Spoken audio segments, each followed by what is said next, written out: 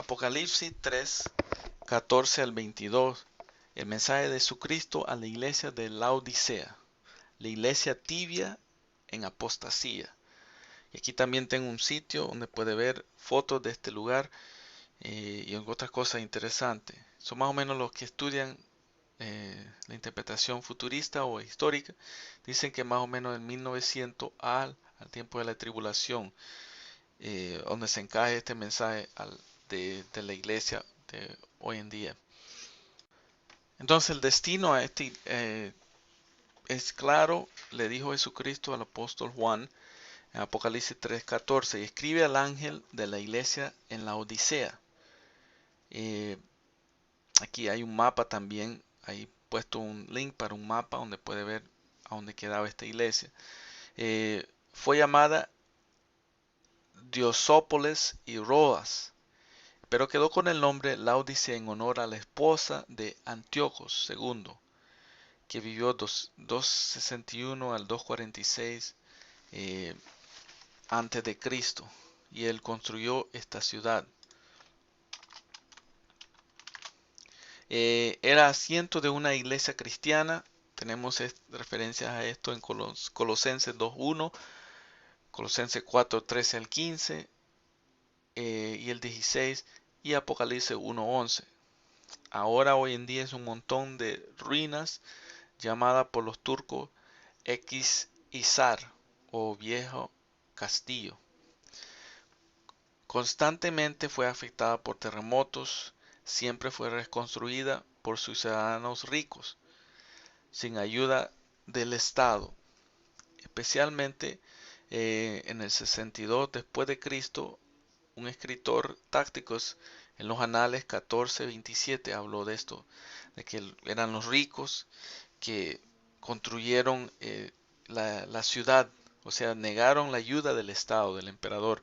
La abundancia que se presenta de sus lanas excelentes, o sea, había comercio, condujo a un estado tibio, autosatisfecho en cosas espirituales. El Señor condena más peligrosa que la frialdad helada, Apocalipsis 3, 14 al 21. Tenemos las dos iglesias más cómodas, eh, con las represiones más fuertes, exhortaciones más fuertes, a Sardes y la Odisea. El ángel de la iglesia de la Odisea se supone, o puede ser más probable, el Ar Arquipo, que 30 años atrás el apóstol Pablo le advirtió de ser diligente en su ministerio. Se encuentra en Colosenses 4:17. Vamos a leer 15, 16, 17 en Colosenses 4. Saludad a los hermanos que están en la Odisea y a Nifas y a la iglesia que está en su casa. Cuando esta carta haya sido leída entre vosotros, haced que también sea leída en la iglesia de los laodicenses, y que la de la Odisea la leáis también vosotros. Decid a Arequipo, mirad que cumplas el ministerio que recibiste en el Señor. Entonces estamos viendo el mensaje de Jesucristo a la iglesia de Laodicea, Apocalipsis 3, 14 al 22, la última iglesia de las 7 iglesias, o sea, del mensaje específico.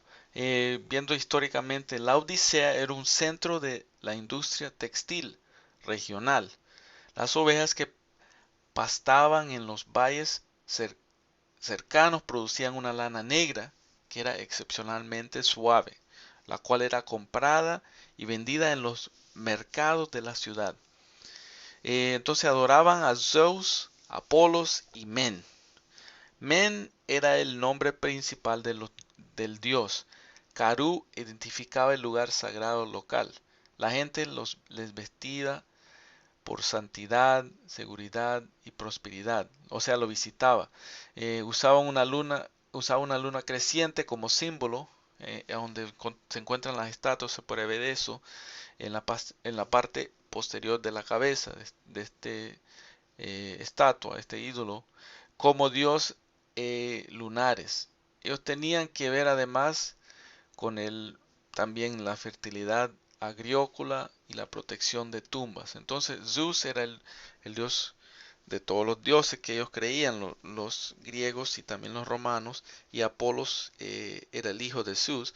Eh, entonces la Odisea era una de las tres ciudades cercanas que tenían comunidades cristianas. El grupo en la Odisea incluía unos que se reunían en la casa de la mujer llamada Nifas. Ya leí eso en versículos anteriores, en los slides anteriores. A través del mismo valle habían cristianos en Herópolis, que es donde sacaban la agua caliente, y en Colosas, que es donde había agua fría. Después vamos a ver interesante porque el mensaje que Jesús tiene a esta iglesia tiene que ver con esto, ilustraciones del agua.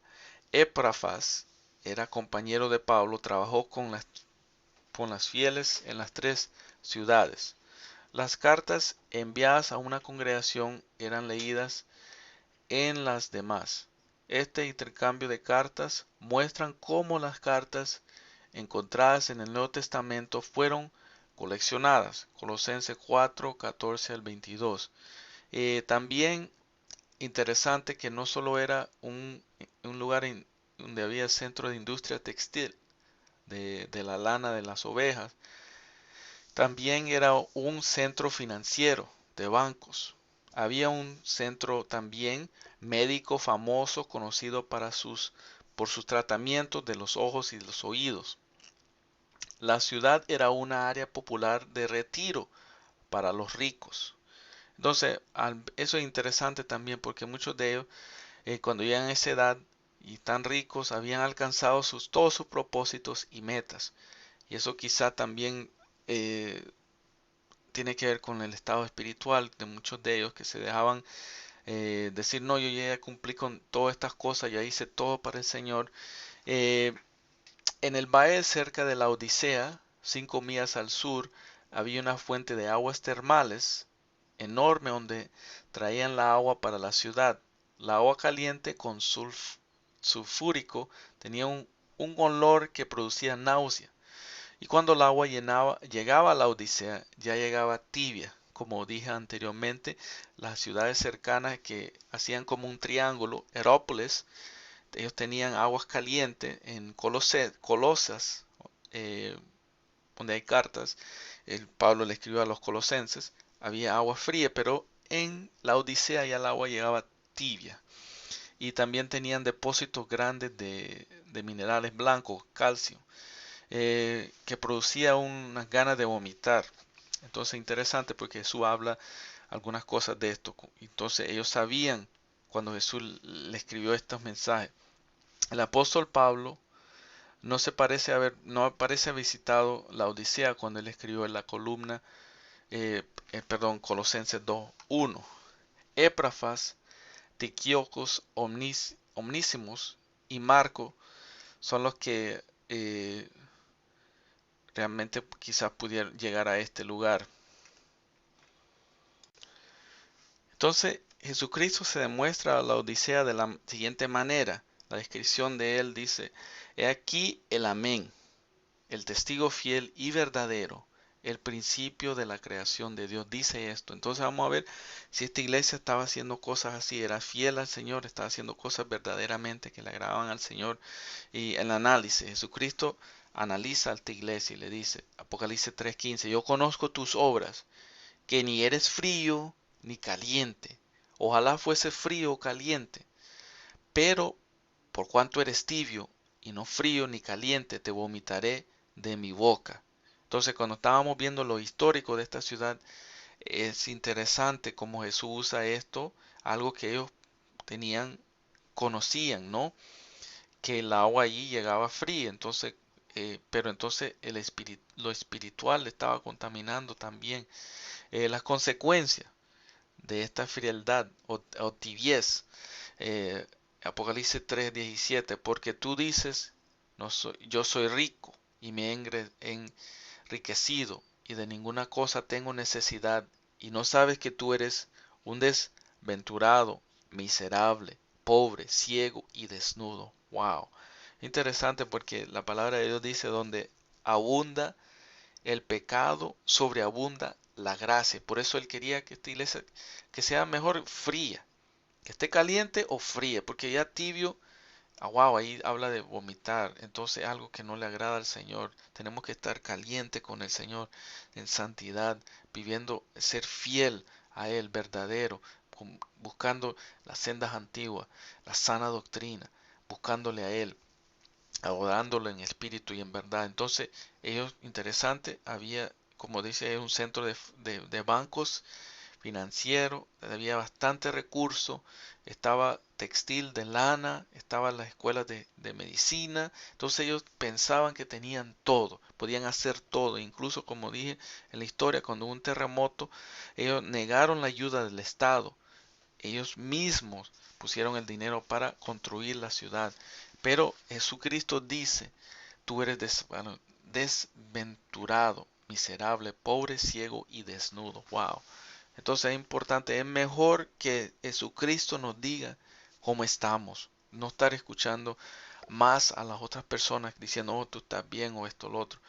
Vamos en oración, arrodillemos nuestras rodillas, busquemos a Dios y busquemos cómo estamos con el Señor y pidámosles perdón, confesemos nuestros pecados si estamos mal con Él y arreglemos todo, arrepentémonos cuando haya tiempo, mientras haya tiempo. Entonces, ¿qué es el consejo? Porque Él da el análisis, da las consecuencias, pero también da un consejo.